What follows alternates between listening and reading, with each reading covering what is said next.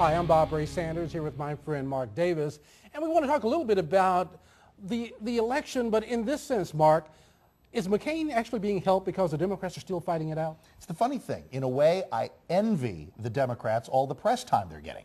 McCain is happy to have had it wrapped up. He didn't have to worry about Mike Huckabee snipping at his heels anymore. He's the guy. He knows he's the guy. He can just go about quietly fundraising. But it's very quiet fundraising because he can't get in the news because all the attention is on your guy. And he's not raising any money, is well, he? there is that. Not much. But again, he's out there trying to redefine himself or define himself, telling us who he is.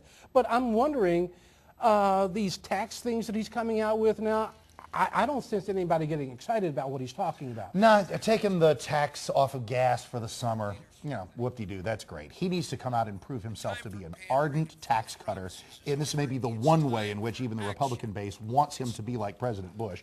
And it's something that is going to cause a great deal of consternation because here's Mr. McCain, who by his own admission said, I don't spend a whole lot of time, boning up on the economy. Right. Those words will come back to haunt him. That's why he's talking so much about it right now. But yeah, I'm one of these people who, I'm not concerned that much about the Democrats still fighting it out right now. I think it's very helpful. I think they've both become better candidates as they've gone along in this process. And I do think it'll be wrapped up by, the first week in June, and the party will come together. They will say, this is the person we think has the best chance of beating John McCain. And everything will be fine, won't it? And because if there's anything, we might agree on this. Everybody says, even Howard Dean, the Democratic Party chair, says, oh, this is terrible, this is a nightmare. And a lot of people say, these polls that come out and say 35% of Barack Obama supporters won't vote for Hillary, 38% of Hillary. Yes, they will. Once it's settled, it's settled. They'll be kissing and making up all over town. Yes, I mean, they will come together. Of course, and if they don't, obviously they may hand the whole process over to John McCain and he wins the presidency. I don't think he has a chance of winning against either one of these candidates if the right vice presidential candidate is there.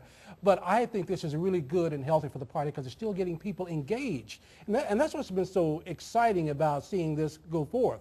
The record number of people who are coming to these rallies, the record number of people who are showing up in primaries and voting, the record number of registrations, I think this is one of the most helpful things the Democrats have had in a long time. I don't think I've seen it in my lifetime where people were this excited about election. Well, maybe it's back to 1960 with No, I've thoroughly enjoyed it. And if Kennedy and Johnson can make up, anybody can make up. So this notion there'll be bad blood forever, bridges burned forever, absolute nonsense. Can't wait for the conventions, though. Oh, I agree, and the convention is almost here, but it's not that far away. No, it's not. And once we get to there, then we'll see where we go from there into November, which all of a sudden seems like a short campaign when we've been talking about this for seemingly years. With my friend Bob Ray Sanders, I'm Mark Davis.